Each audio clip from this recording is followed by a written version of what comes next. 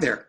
My name's Chris Rodenheiser. I work with Momentum in Teaching. We're a small consulting firm that focuses primarily on reading and writing workshop in the primary grade. So we work with schools, teachers, principals, and I'm going to be doing a video today on 3 ways that parents can help their students while at home with writing. And whether it's a regular school year or in case of this coronavirus and the rest of the school year, you being home with your students, your children serving part-time as teachers or maybe more than part-time, hopefully these 3 ways that you can help your student, your child at home with writing, this will help you in alleviating some of the stresses that happen when we try to get kids to write or write better. The video is kind of designed for younger writers, but that doesn't mean that it can't be applied for students that are in grades 3 through 6. Just kind of tweak them and you'll see what I mean when we get into the video. The other thing you should know is the approach that we take at Momentum is a workshop approach, meaning that a child kind of works freely on his own piece with a teach that we teach to help them or make their piece better each day. So the kids are writing a lot more rather than listening us to be prescriptive in what they should write every day. So there's a lot of voice and choice in workshops. So if you're lucky enough to have your child in a classroom that's a workshop approach to writing, there's a lot more enjoyment and a lot more productivity typically with writing workshop. Okay, so let's first take a look at the agenda that we're going to have today. The first thing is one way that we work well with our students at home is to follow and honor the writing process. That a piece goes through a process from start to finish, and it's less about that product. We're always kind of pushing for a perfect product. We want to get students to just kind of go through the writing process over and over again, and then they'll get better. The more we focus on a product, the more frustrated they get. So we'll talk a little bit about that. The second thing is we tend to, as parents and teachers are guilty of this as well, we tend to focus on spelling and grammar more than, say, the content and the craft. So we'll talk a little bit about that. And then lastly, when we're talking with students about their writing and helping them, we want to kind of focus on the writer, him or herself, rather than the actual piece that the writer's writing. So let me show you the stages if we go into the writing process of the writing process. And you can see on the left, it's more kinder through second. I'm going to be focusing more on that. And then third through middle is kind of also follows a process. It's just a little bit different. So let's zoom in on that kinder through second grade. Basically all writing, stories, informational, reports, opinions, they all go through the same writing process. We immerse the student in that genre. So if I'm working on informational or nonfiction text, I'm going to be reading a lot of these kind of books that kind of show the student how informational text goes, because these are informational texts. If we're doing narrative or story, I'm going to be reading more story books. And so that when the student starts to write, they understand kind of the language and the way that narrative writing goes. So that's what we do in immersion. Then we gather ideas. And when we gather ideas, we might give students a piece of paper that looks like this. And it might be, you know, that we can write, narrative writers gather ideas by focusing on strong emotions. So we have a smiley face, we have a sad face. And when they start to think about things that would go in there, they can just draw little sketches. And this is going to be their bank of ideas. So we want to make sure that they gather a bunch of ideas so they don't say, I don't know what to write about. After they've gathered ideas, with the younger kids, we just have them draft them out across pages. And we usually have them take one of those ideas from the gathering and just, I'm gonna actually click out of this for just a second so you can see it. And we'll just have them draw the pictures that go with the text first. So this is about my dog having puppies, and then she had the puppies, and then I got to hold one. So a story kind of goes just like a regular storybook goes across pages, so it is their story. So that if you just give them one piece of paper, they're gonna just write everything on one page. So we wanna kind of get this idea that how's your story gonna go across pages? They're not gonna be great at this at first, and then they'll start to write what's happening in the picture. But we want the picture to kind of help hold the memory of how the story goes. And that's kind of what we do in drafting. With the slightly older kids, the drafting could look like this. So the pages are a little bit different, and you don't have to have, it's nice for them to have these boxes to draw, but you probably don't have this paper at home, so you can kind of maybe just make your own lines and just have them write. But they want to have a lot of paper during this drafting phase. After they draft, they're going to pick one of those drafts, and the drafts aren't good. They're just going to be basically writing across pages, and they're not going to be great. So we're going to pick one, and then we're going to revise it. And there's a bunch of different ways that we revise it.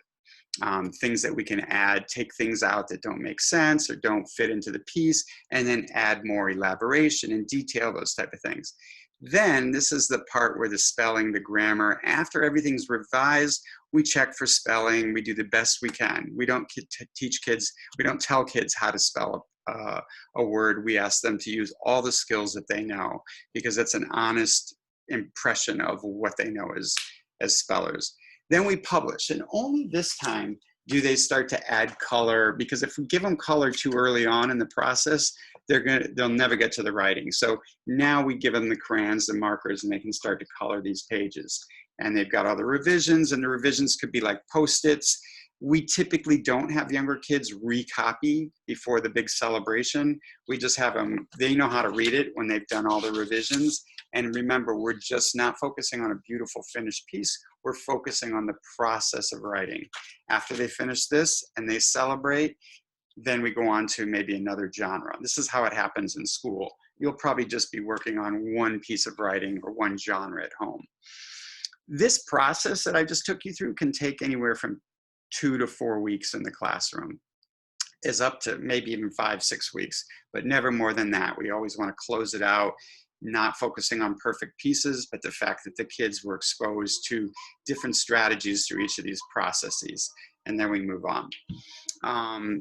So that's the first thing, is just follow that writing process. That's going to help you not be so frustrated thinking a piece has to be perfect the minute the kid starts down to work on it. Okay, so let's go on to the second area that we're going to work on, and that is to avoid focusing too much or just on spelling and grammar.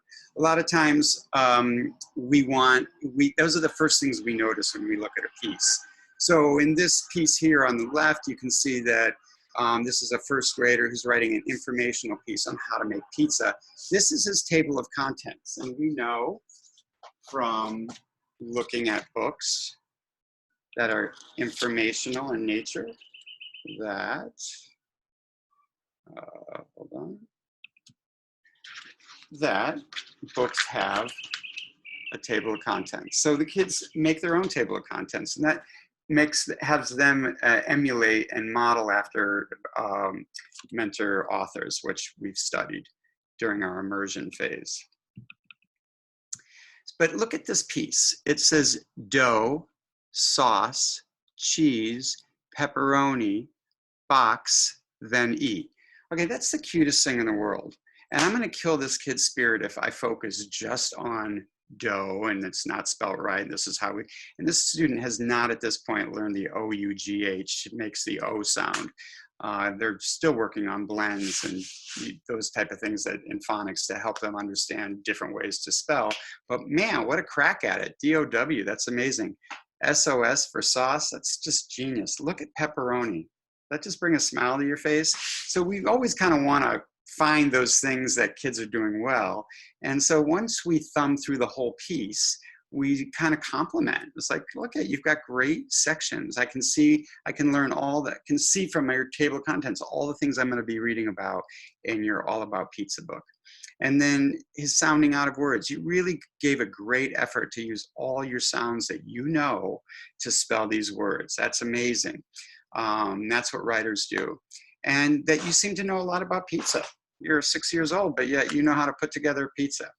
Okay, so I'm going to see how I held off on correcting spelling periods and capital letters. I didn't bring that up with him. Instead, I wanted to focus on content and craft. So let's stay with narrative writing. So that informational writing, since that was an informational piece. He's already kind of got his section headers outlined. And if I'm looking at his piece, do I see that he's got a page for all the different things that he had? Dough, sauce, another page for all those, because that's how these books go. There's a corresponding page to what we saw in the table of contents. Other things I could teach him that would help his piece would be examples, facts, details, tips and fun facts, graphs and diagrams. And all of these things are in these books. So we can kind of point out where they are and say, like this author did, that type of thing. The way you do that is to basically learn to read a book like a reader. I mean, like a writer. The first time we read any book, we read it for content and we just read it as a reader. But the second time and the third time, we start to look at it from a writer's perspective. What did the author do? Like here, the author labeled emperor penguins and included a picture. But look over here. The author had different types of penguins, and he's got pictures of all the different types, the name and the size. Those are things that we notice, and those are things that we can teach kids to do. So when we read a book like a writer, we start to notice craft moves and things that the author did that we could teach kids to do in their own piece. And it's a heck of a lot more fun for kids than if we just focus on spelling and grammar and punctuation. And everything, all of these things here in information writing and all these things in narrative writing come from books like these. After we've read them like a reader, especially in immersion, so they know how the stories go and how narrative goes and how informational goes, then we start to read it like a writer and we can unpack for all of these things. The thing you want to avoid is overwhelming them. You could add dialogue, you could do action, you could do internal thinking. Pick one or two things that maybe the piece or the writer could learn to do better in this piece and any piece, which kind of brings us to the third and final thing, and that is to focus on the writer, not the writing. A lot of times we just fix the piece, as we've already discussed, but you have to understand that that sometimes gives us as teachers anxiety, and it's certainly going to give parents anxiety, because sometimes parents compare where their child is as a writer with their friend's child or other kids in the class that maybe are stronger writers. But writing is developmental, and kids are 5, 6, 8, 10 years old. They haven't been on this earth very long, and they're all progressing at their own rate with anything, whether it's PE, math, art, writing, reading. So we have to kind of honor where they're at and be patient. They'll grow at their own pace. So don't force a child to be a stronger writer than they are right now. Honor where they are and say, how can I help them be a better writer from this point? So here's a kind of a handy little chart to help you. You can kind of see the developmental progression of writing in the early grades. You start to see pictures, and then you might see some random scribbling, and then you start to see scribble writing, and they're making those efforts. And as we get further along, and they can stay in stages like this for anywhere from, a week to a month. And then we start to see letters that actually model. This is kind of maybe towards middle of kindergarten. And then we're seeing spaces between words, and now we're seeing words. They all get there. So don't rush it, be patient, and honor where they're at, okay? And the other thing is we can actually take ourselves through a little activity in looking at a student writing sample. So let's look at Alexa's piece where she says, this is the first 2 pages of maybe a 4-page piece, excuse me. And she says, I went to the park with my cousin. When we got to the park, I did the monkey bars. So when we're thinking about what we could teach this writer, we want to kind of honor who she is as a writer, and we want to say, how could I help her? I could fix this piece. I could say, hey, you should do this or you should do that, but I don't want to do that. I want to kind of lead her to things that I'm noticing in this piece to help her as a writer. So I might say, well, when I'm looking at this, and remember, we're always, after we've kind of read through it, we're going to compliment.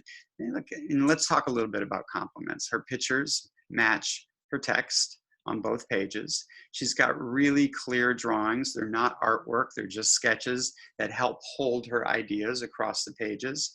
And she's sticking to the topic. She went to the park with her cousin, and she starts to tell us what she did at the park. Now we can assume that the next pages are other things that she did at the park. Okay, we want to honor and compliment that. And so typically what we'll say is, there's a couple things that we could do kind of to help you as a writer be even a stronger writer or take you to the next level. And one of them is the way we open pieces.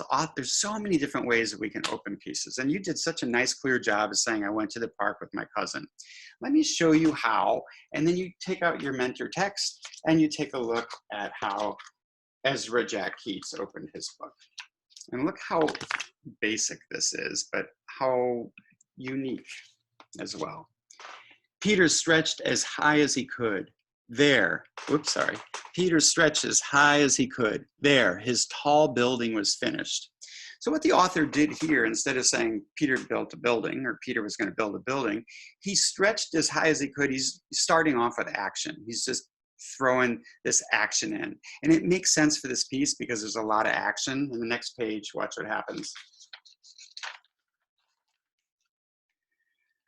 Crash, down it came. Shh, called his mother. You'll have to play more quietly. Remember, we have a new baby in the house. Look at Peter's face. Okay, so the author here is using dialogue. So the dialogue and action are two ways that we can invite students to throw into their piece so they're not just telling us what they did. They're doing a little more. There's a thing called show, not tell. Don't tell me what happened, how you felt. Show me how you felt. Or don't tell me your mother was mad at you or upset with you. Show me. And the dialogue shows how Peter's mother felt about that. Okay, so let's go back to looking at that piece. Any kind of elaboration on page 2 is a great opportunity to kind of notice that this child, not the writing, but this child could use some help with elaboration. When we got to the park, I did the monkey bars. So I might find a place in a book where they describe maybe internal thinking or a feeling. I was so scared. I had never been on the monkey bars before. That would be an added on sentence that we could teach the student, not to invite the student to consider, because we always want them to make the choice. So, and that kind of gets us away from going, oh, you need to say what you thought. And then it's like, well, that's not what I want. We give them a menu of items and then they can kind of go through and put things where they want. And that's their authentic way of revising or adding on to their piece, okay? So that's looking at student work. So to kind of guide the student. So we talked about 3 things in this short video. Following the writing process, because that's the way real writers write, so we have to have kids write that way as well. Or we don't have to, but it's suggested. Avoid focusing on just spelling and grammar because it's a joy killer right from the get-go. So first, think about content and craft and point it out in those books that you've read to your child and that they love, and read them like a writer so you understand some things that you might be able to offer your child. And then the last thing is focus on the writer, not the writing. Remember, writing is developmental, where they're at. If they're still barely putting letters down, maybe the way they can add more to their story is add more to their sketch. Okay, so if we go back to let's go back to Alexis's piece. Here's her sketch. You see how she has more than actually one cousin. She has a couple kids here. But maybe we're not sure what this is. It could be she could add more to her sketch, label things, and then that way, when we ask her to write about her picture, she's got more content there. Okay? So hopefully this was helpful in teaching you different ways that you can help your child at home with writing. Check out my other one on reading, and you can check us out on YouTube at Momentum in Teaching 2015, or reach us at info@momentuminteaching.com. Thanks for watching. Good luck.